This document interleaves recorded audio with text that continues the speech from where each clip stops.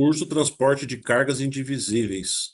Legislação específica, Lei do Motorista Profissional, artigo 8º e 9º, aula 38. Artigo 8º. A Lei número 9.503, de 23 de setembro de 1997, Código de Trânsito Brasileiro, passa a vigorar com as seguintes alterações. Artigo 132, parágrafo 2º.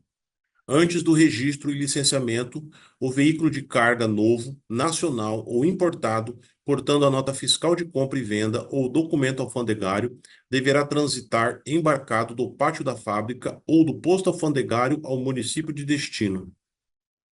Artigo 148-A.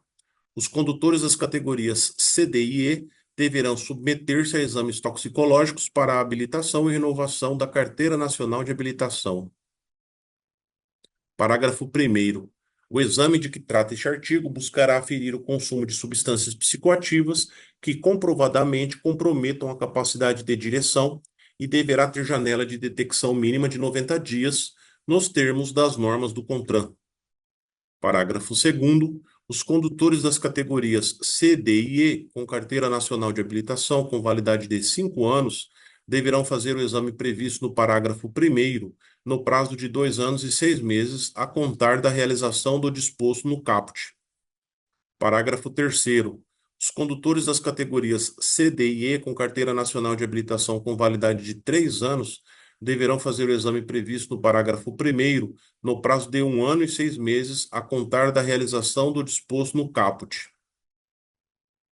Parágrafo 4º. É garantido o direito de contraprova e de recurso administrativo no caso de resultado positivo para o exame de que trata o caput, nos termos das normas do CONTRAN. Parágrafo 5º. A reprovação no exame previsto neste artigo terá como consequência a suspensão do direito de dirigir pelo período de 3 meses, condicionado o levantamento da suspensão ao resultado negativo em novo exame e vedada a aplicação de outras penalidades, ainda que acessórias. Parágrafo 6º. O resultado do exame somente será divulgado para o interessado e não poderá ser utilizado para fins estranhos ao disposto neste artigo ou no parágrafo 6º do artigo 168 da Consolidação das Leis do Trabalho, CLT, aprovada pelo Decreto-Lei número 5.452, de 1º de maio de 1943. Parágrafo 7º. O exame será realizado em regime de livre concorrência pelos laboratórios credenciados pela Secretaria Nacional de Trânsito, Senatran, nos termos das normas do CONTRAN, vedado aos entes públicos. Inciso 1. Fixar preços para os exames. Inciso 2. Limitar o número de empresas ou o número de locais em que a atividade pode ser exercida. E inciso 3. Estabelecer regras de exclusividade territorial. Artigo 230, inciso 23. Em desacordo com as condições estabelecidas no artigo 67-C, relativamente ao tempo de permanência do condutor ao volante e aos intervalos para descanso, quando se tratar de veículo de transporte de carga ou coletivo de passageiros, infração média, penalidade multa, medida administrativa, retenção do veículo para cumprimento do tempo de descanso aplicável. Parágrafo 1º. Se o condutor cometeu infração igual nos últimos 12 meses, será convertida automaticamente a penalidade disposta no inciso 23 em infração grave. Parágrafo 2º. Em se tratando de condutor estrangeiro, a liberação do veículo fica condicionada ao pagamento ou ao depósito judicial ou administrativo da multa.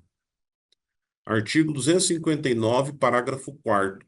Ao condutor identificado no ato da infração, será atribuída pontuação pelas infrações de sua responsabilidade nos termos previstos no parágrafo 3º do artigo 257, excetuando-se aquelas praticadas por passageiros usuários do serviço de transporte rodoviário de passageiros em viagens de longa distância, transitando em rodovias com a utilização de ônibus, em linhas regulares intermunicipal, interestadual, internacional e aquelas em viagem de longa distância por fretamento e turismo, ou de qualquer modalidade, excetuadas as situações regulamentadas pelo CONTRAN, a teor do artigo 65 da Lei número 9.503, de 23 de setembro de 1997, Código de Trânsito Brasileiro.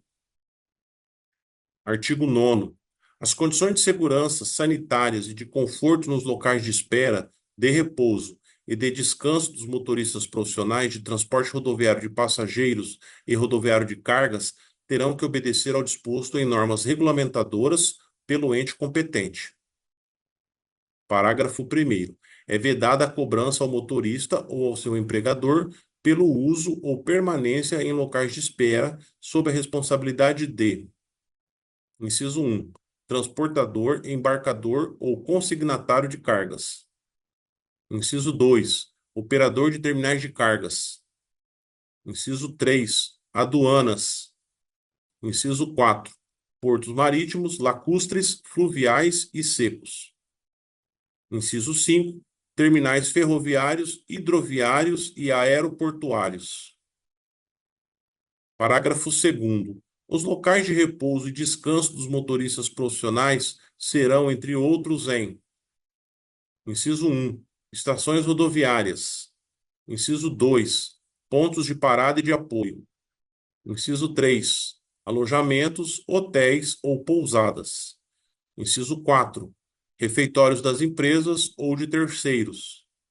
Inciso 5, postos de combustível. Parágrafo 3º. Será de livre iniciativa a implantação de locais de repouso e descanso de que trata este artigo. Parágrafo 4º.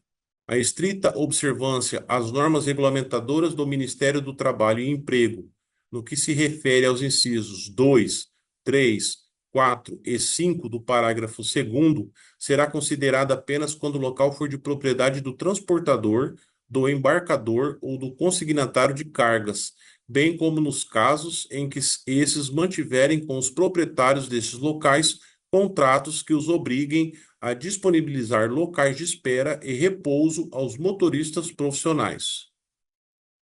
Fim da aula 38.